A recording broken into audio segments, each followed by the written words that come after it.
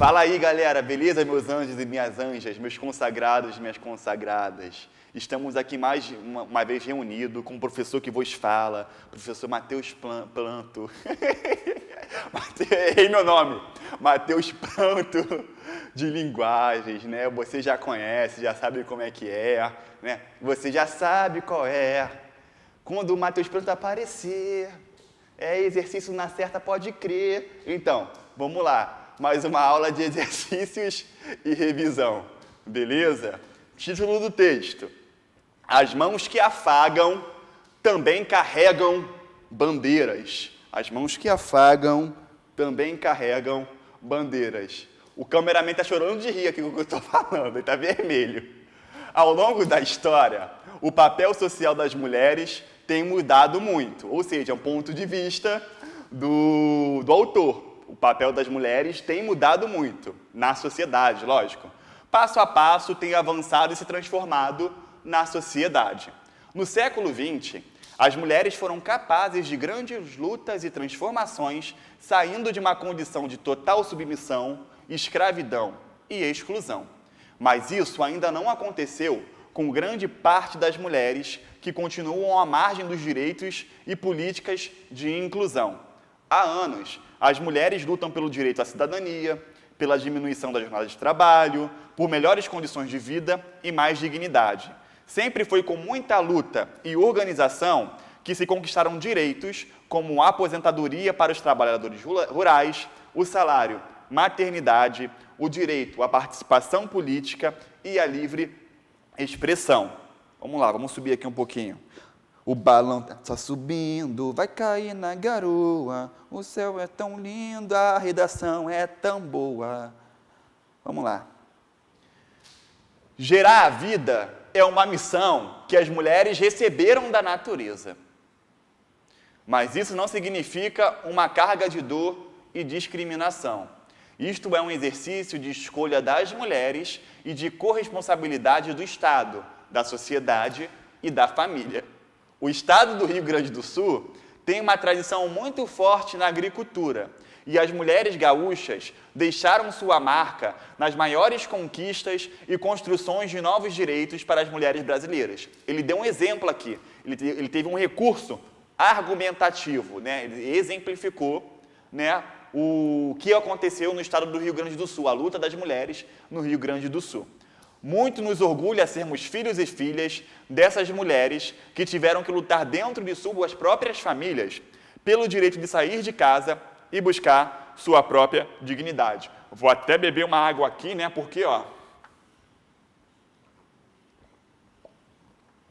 o assunto é muito sério. Muitas foram as conquistas dos agricultores familiares e nessas conquistas a mulher do campo exerceu papel fundamental. Com um olhar diferenciado, vamos subir para a gente olhar melhor o texto, né? O nosso olhar diferenciado não consegue ler o que está escrito aqui desse jeito, né? Um olhar diferenciado, mas nem tanto.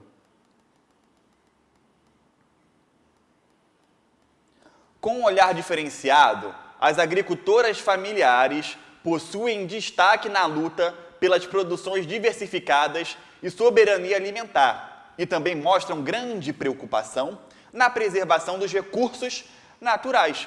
Uma das maiores conquistas desse setor foi a inclusão previdenciária dos trabalhadores e trabalhadoras rurais, que é considerada por todos os dados estatísticos do Brasil como a maior distribuição de renda feita no meio rural. Aqui deu uma afirmativa, né, generalizante, de conhecimento geral.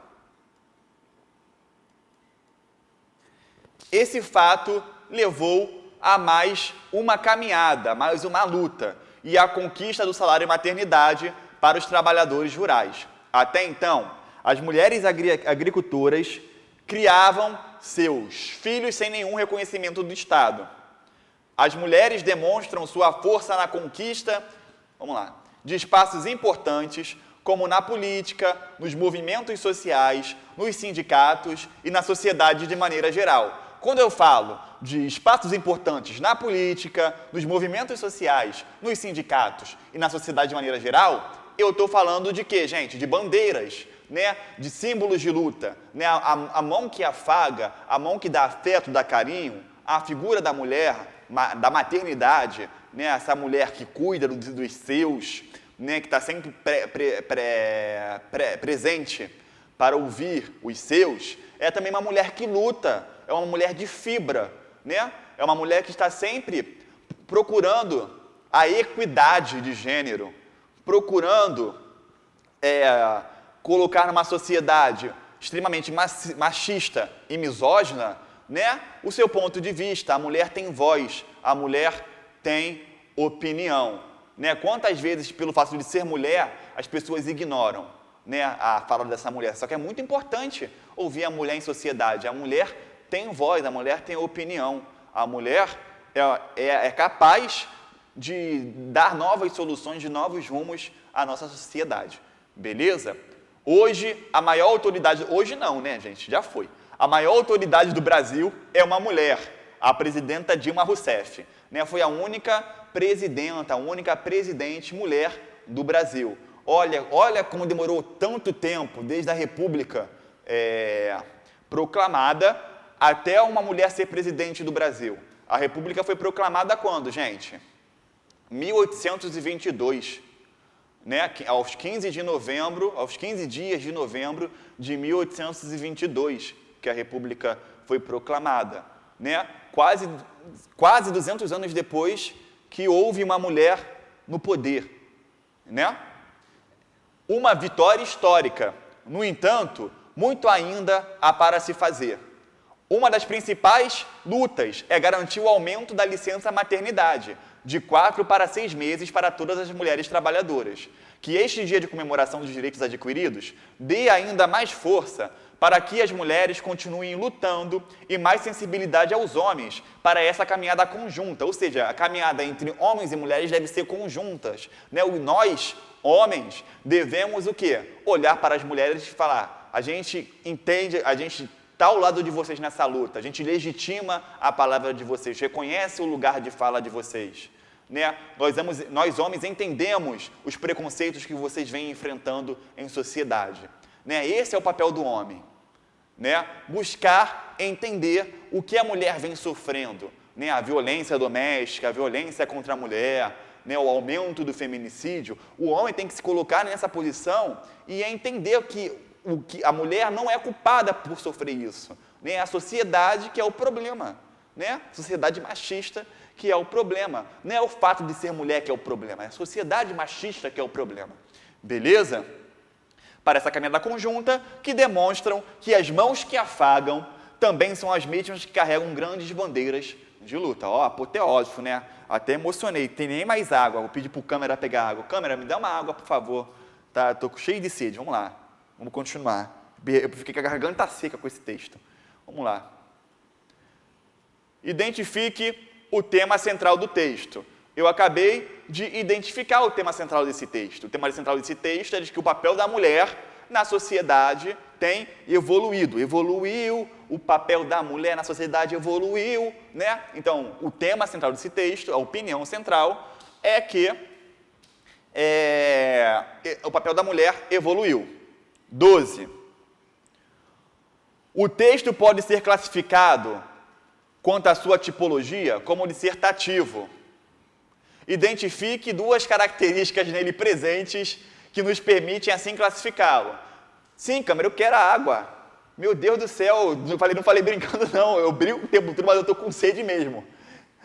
Identifique 2 características nele presentes que nos permitem assim classificá-lo, né? Então vamos lá, é um texto dissertativo argumentativo. Ele tem um ponto de vista. O ponto de vista está lá escrito, né? Lá, o ponto de vista é o que o papel da mulher tem evoluído em sociedade. Outra coisa que a gente pode identificar nisso daí é o uso de recursos argumentativos, como aquele dado estatístico que foi dado no texto sobre o Rio Grande do Sul. A gente pode falar ainda sobre argumentos, né? O texto dissertativo argumentativo tem um ponto de vista central e dele são desenvolvidos argumentos. Na conclusão, é retomado esse ponto de vista central, podendo dar uma proposta ou dar algum ponto de vista a mais relacionado a esse tema central. Na conclusão, não se argumenta mais, né? Você conclui, retoma, né, e faz um grande desfecho. Beleza? Tranquilo? 14. Tópico frasal é a oração, né, ou a estrutura linguística, que introduz a ideia central a ser desenvolvida em um parágrafo. Identifique o tópico frasal a partir do qual se constrói a argumentação baseada na exemplificação. Eu já antecipei, eu já falei antes, né? O tópico frasal baseado na argumentação é aquele que fala sobre o Rio Grande do Sul, né? Vamos voltar lá no texto. O estado do Rio Grande do Sul tem uma tradição muito forte na agricultura e as mulheres gaúchas deixaram sua marca nas maiores conquistas e construções de novos direitos para as mulheres brasileiras. Ou seja, gente, a gente tem aqui o quê? Um exemplo, uma exemplificação. Show? Resposta da questão que eu acabei de ler. Vamos lá. Próximo texto. Aprender a morar na cidade, entrevista com José Armênio Brito. A arquitetura não deve ser um instrumento de ego, mas de qualidade de vida. A água é qualidade de vida, assim como a estrutura da cidade, né? É o que defende o presidente do Instituto dos Arquitetos do Brasil, em São Paulo, José Armênio de Brito Cruz. Vou ter que subir o texto, né? Na entrevista abaixo, ele conta como era a sua relação com a cidade desde os tempos da escola, no Dante Alighieri. Fala sobre os aprendizados da 10ª Bienal de Arquitetura e defende a existência de uma disciplina escolar sobre viver na cidade, né? É a questão do direito à cidade, né? Não é só direito, também é os deveres que a gente tem na cidade, né? A cidade como um espaço de tomada da população, as ruas como espaço do povo, beleza? O escritor moçambicano Mia Couto dizia que a janela é a casa a querer ser o mundo. Qual é o mundo que as janelas de São Paulo enquadram? A maravilha da capacidade do que o homem pode construir é o que as janelas de São Paulo mostram. A cidade é uma obra humana. É a coisa mais incrível que existe no mundo, na minha opinião. Porque, se você pensar, fazer uma máquina gigantesca dessa funcionar, mal ou bem, é incrível. São milhares de canos, fios, esgotos, engrenagens. É um engenho como o carro, o foguete, né? Ele vai enumerando coisas. Só que é um engenho que depende de todos, de você, de mim. É uma obra coletiva. As janelas de São Paulo visualizam a grandeza da obra que o homem pode fazer. A arquitetura se aproxima muito da música no vazio e cheio, ocupado e não ocupado, com o espectador dentro da obra. Essa dinâmica é o que as janelas mostram. Agora, existe janela que vê violência, muro, a incompatibilidade com o diferente. Infelizmente existe. Para melhorar esse mundo enquadrado por essas janelas, não faltam recursos. É preciso definir qual o projeto do Estado brasileiro para as cidades brasileiras. Por isso, minha preocupação atual não é quem será nosso próximo presidente, mas qual será o nosso próximo ministro das cidades. A cidade é hoje um tema no mundo e um tema urgente no Brasil. A visão da arquitetura como um instrumento de ego, de talentos ou pseudotalentos está equivocada. A arquitetura deve ser um instrumento de qualidade, de vida. E o arquiteto precisa assumir seu papel e ajudar a cidade a se desenvolver. Vamos lá. Todo texto argumentativo é construído com base na apresentação e defesa de pontos de vista. Os argumentos do autor a favor da vida na cidade apoiam-se, sobretudo, no fato de incentivar o interesse pela vida na cidade. Não. Apresentar a grandiosidade humana em relação ao sagrado. Como assim, gente? Defender a presunçosa capacidade de um homem construir seu universo. Não. Conduzir a humanidade a profundas transformações. Não.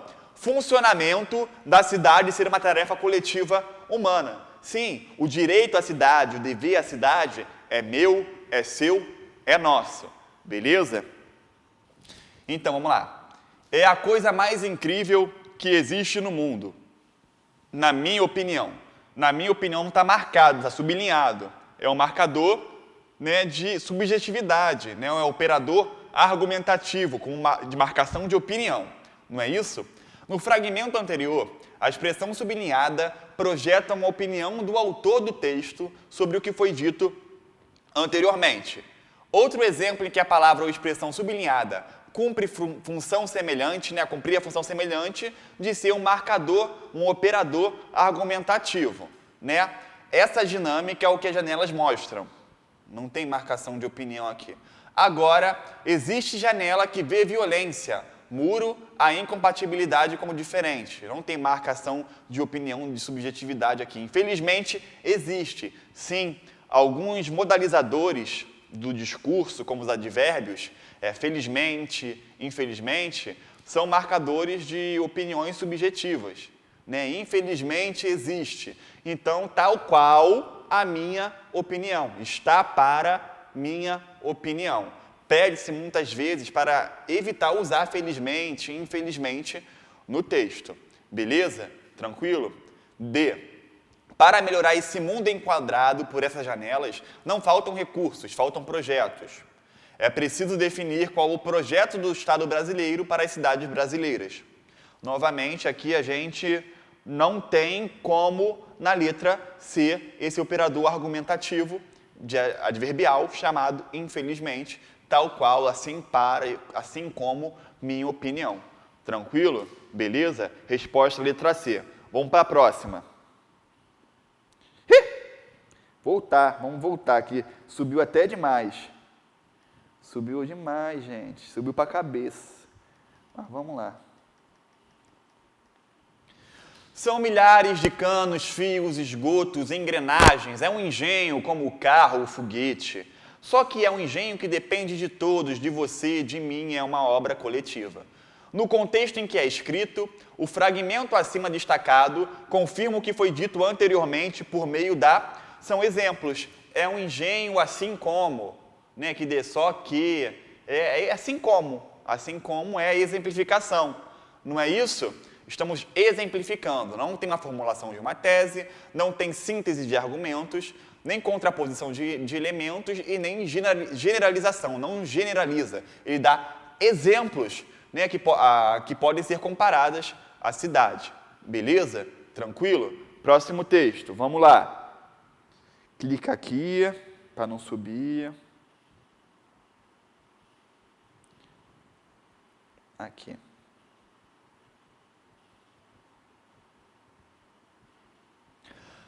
Alguma onda conservadora, sempre tão pronta na imprensa e nas academias de ginástica, move-se contra a obrigatoriedade dos cursos de filosofia e sociologia no ensino médio do Brasil.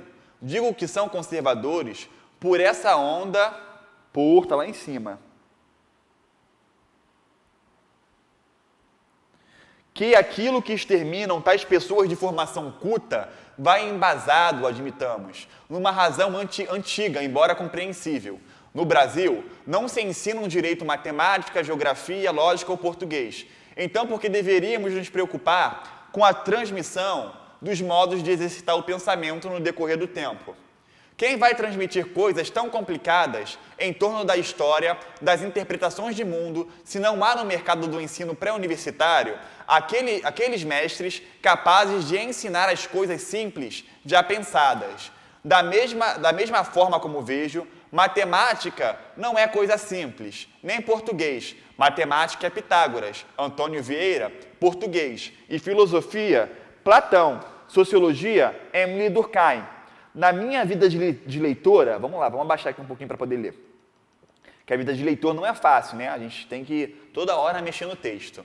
Na minha vida de leitora, talvez tenha percorrido mais vezes Platão e Durkheim do que aquele Pitágoras, que, quando bem explicado por alguém, pareceu-me cristalino. Então, matemática não pode ser mais simples que filosofia. Isso se não considerarmos a matemática uma pura implicação filosófica. Matemática tem apenas mais professores especializados a ensiná-la. É preciso que se formem professores novos, não daqui a 100 anos, quando parecermos prontos, mas já estimulados por uma lei à primeira vista arrogante e inadequada. Ou isto acontece agora, ou jamais começaremos a preparar quem estuda para a verdadeira vida acadêmica que esperemos terá depois. Vamos subir aqui. Então, galera, próxima questão aqui, ó. Texto 2. Censura moralista. Há tempos que a leitura está em pauta e diz-se em crise. Comenta-se essa crise, por exemplo, apontando a precariedade das práticas, vamos subir aqui,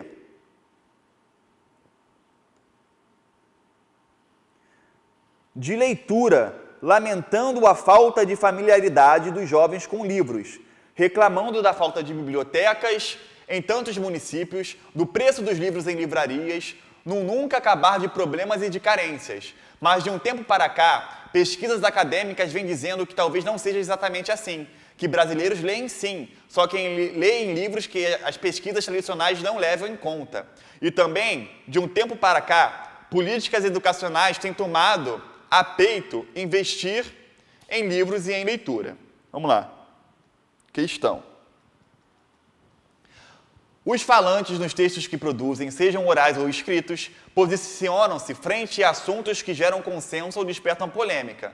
No texto, a autora ressalta a importância dos profissionais incentivarem os jovens às práticas de leitura. Critica pesquisas tradicionais que atribuem a falta de leitura à precariedade de bibliotecas. Não. Rebate a ideia de que as políticas educacionais são eficazes no combate à crise de leitura. Não. Questiona a existência de uma crise de leitura com base nos dados de pesquisas acadêmicas. Sim. Atribui a crise da leitura à falta de incentivos e ao desinteresse dos jovens por livros de qualidade. Não. O jovem lê sim, mas não lê o que está na pesquisa. Né? O jovem lê. Né? Ler não quer dizer ler somente um Machado de Assis, uma Clarice Lispector. Ler é qualquer tipo de leitura. Os jovens leem livros sim. Leem, mas não o que as pesquisas apontam. Beleza? Tranquilo? Então, é letra D. Ela questiona essa questão da crise de leitura. O que é ler? Ler é só ler os clássicos? Não é bem assim. Próximo texto. Só há uma saída para a escola se ela quiser ser mais bem-sucedida. Aceitar a mudança da língua como qualquer forma da língua em suas atividades escritas. Não deve mais corrigir? Não. Há outra dimensão a ser considerada. De fato, no mundo real da escrita, não existe apenas um português correto, que valeria para todas as ocasiões. O estilo dos contratados não é o mesmo dos manuais de instrução. O dos juízes do Supremo não é o mesmo dos cordelistas. O dos editoriais, dos jornais, não é o mesmo dos cadernos de cultura dos mesmos jornais, ou de seus colunistas. Ou seja, a língua se adequa a cada situação. Não é a questão de português correto, é a língua se adequar a cada situação. Né? Em momentos, você pode se utilizar da formalidade, em momentos você vai se utilizar de jargões, né? De expressões de uma profissão, um texto. Né? O engenheiro usa um jargão, algumas expressões. O médico usa um jargão, algumas expressões. Não é isso? Em outros momentos, você pode utilizar da informalidade, da oralidade. Não é isso? Numa conversa com um amigo, numa conversa de bar, numa conversa de WhatsApp, você pode se utilizar da informalidade. Aqui, o autor defende que a língua é maleável. A língua, na verdade, se adequa às situações. Beleza? Vamos lá.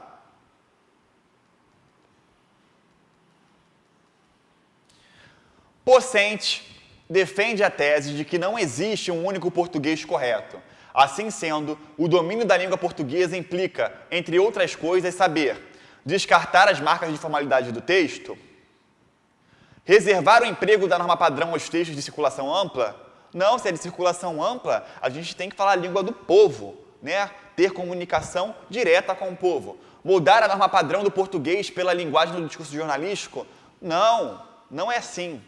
Adequar as formas da língua a diferentes tipos de texto e contexto? Sim, a língua se adequa ao tipo de texto e ao contexto. Se adequa ao gênero textual e aos momentos de situações do nosso cotidiano. Desprezar as formas da língua previstas pelas gramáticas e manuais divulgados pela escola, não, a gente não está aqui para desprezar isso. A gente tem que saber esse sistema. Nós temos que saber o sistema da gramática normativa. Né? É um ponto de inteligência, é um ponto de conhecimento, saber a gramática normativa. Beleza? Só que existem outras variedades da língua, as quais também devemos saber. Beleza? Tranquilo, meus amados? Tranquilo, minhas amadas? Meus anjos e minhas anjas? Vamos lá. Então, a alternativa é a letra D. Vamos lá. Mais uma questão. Vamos fazer diferente agora. Vamos primeiro para as perguntas e vamos ver se temos que ir para o texto. Beleza? Vamos lá. Qual a tese defendida por Adriana Salai Leme durante o Festival Origem? Né? A tese é o ponto de vista. Costuma estar no início do texto. O professor aqui foi lá e já marcou, ó, no texto. O título do texto é Feijão perdeu espaço, mas ainda revela a identidade do Brasil. Adriana Salai Leme falou sobre a trajetória do consumo da leguminosa no país e de sua importância para os brasileiros durante o Festival Origem. Né? Então, o ponto de vista dela está marcado aqui, gente. O feijão perdeu espaço na mesa, mas não no imaginário brasileiro. Então, gente, o ponto de vista, o posicionamento do autor costuma vir no início do texto, no primeiro parágrafo. Beleza? Tranquilo? Então, a resposta sobre o ponto de vista da autora é: o feijão perdeu espaço na mesa, mas não no imaginário brasileiro. Esse é o ponto de vista dela.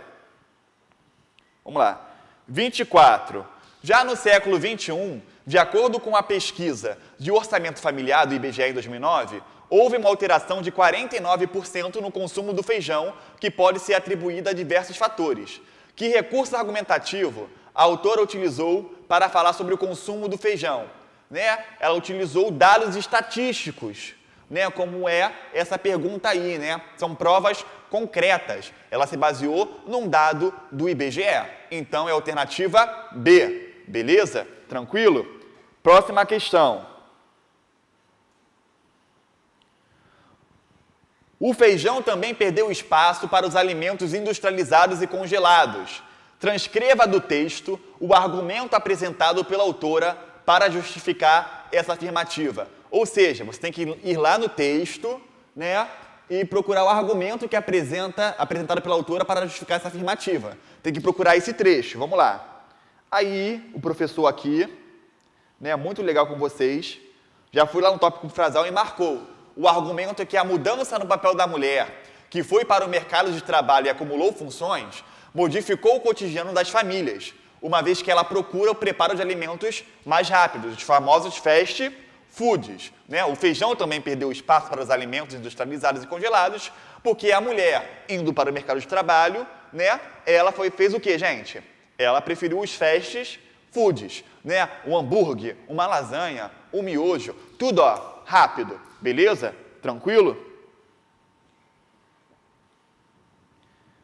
Próxima questão.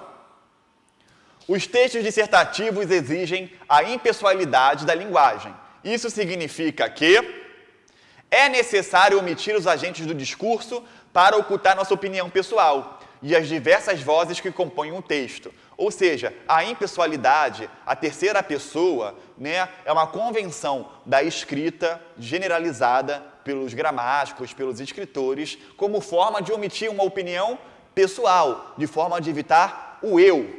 Beleza? A impessoalidade está relacionada à forma de evitar o eu. O B, o ponto de vista não deve ficar tão exposto. Não deve ficar tão exposto? Como assim? O ponto de vista deve ficar exposto, sendo percebido nas entrelinhas ou por meio da argumentação. Não, o ponto de vista deve ser exposto. Isso não tem nada a ver com impessoalidade.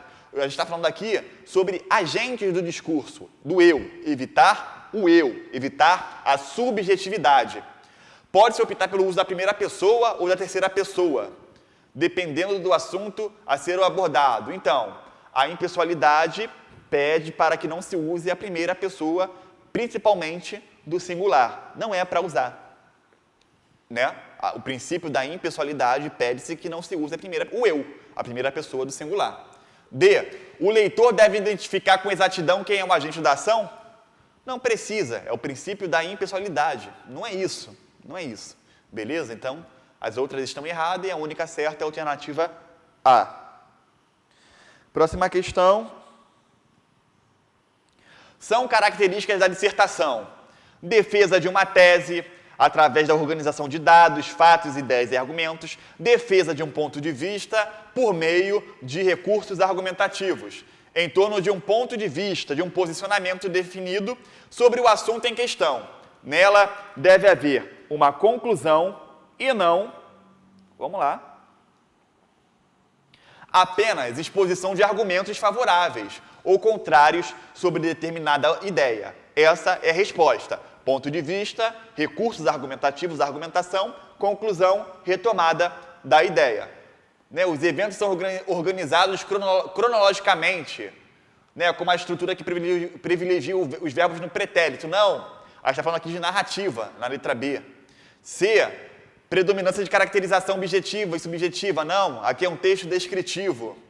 D, tipo textual marcado por uma linguagem simples, verbos no imperativo, típicos de uma atitude coercitiva. Não, é um texto injuntivo.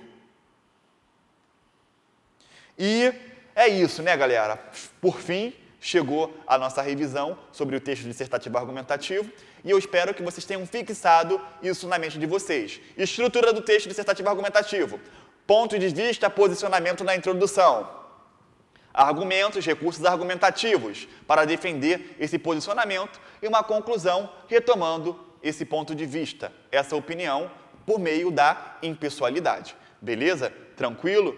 Meus anjos e minhas anjas, até a próxima. Coração Verde.